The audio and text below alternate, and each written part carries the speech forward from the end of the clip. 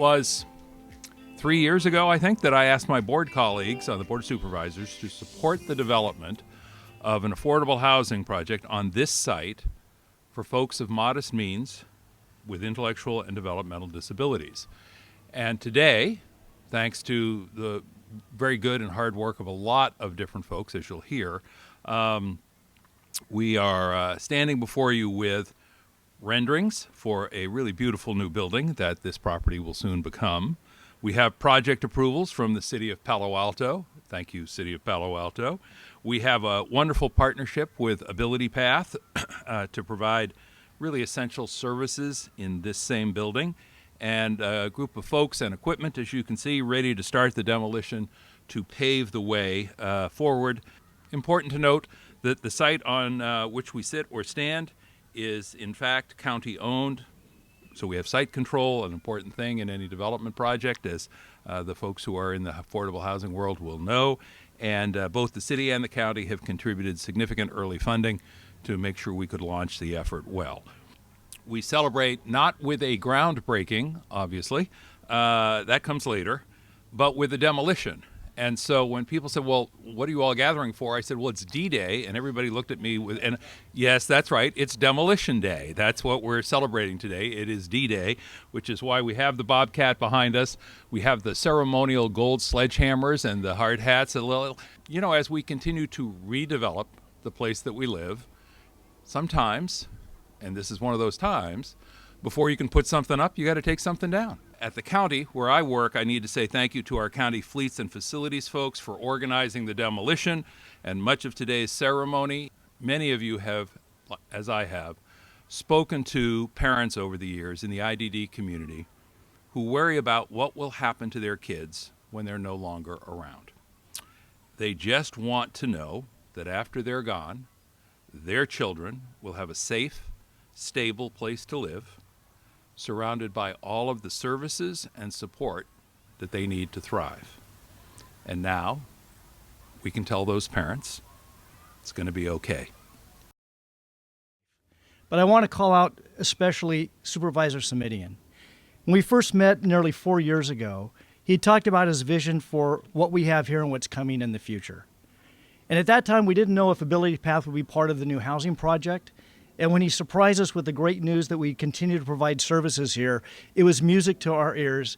And the setting here is going to be an inclusive setting. So services we provide, whether it's independent living services, art, computer science programs that we have, as well as exercise, yoga, meditation, it is going to be available to everyone living in this facility. That has been our vision, to make sure all of our programs are inclusive in nature, like the community that the mayor talked about that is Palo Alto. Since even though I'm living with mom and dad at this stage, and 2 older sisters, I also want to improve my own living skill as well, on living on my own or with others who appreciate and live in harmony. That's what Palo Alto should be. We all need this housing to live in harmony and peace and be safe within our community. It would be for people with disabilities and without disabilities, because we're all united together. The more people, the merrier, right?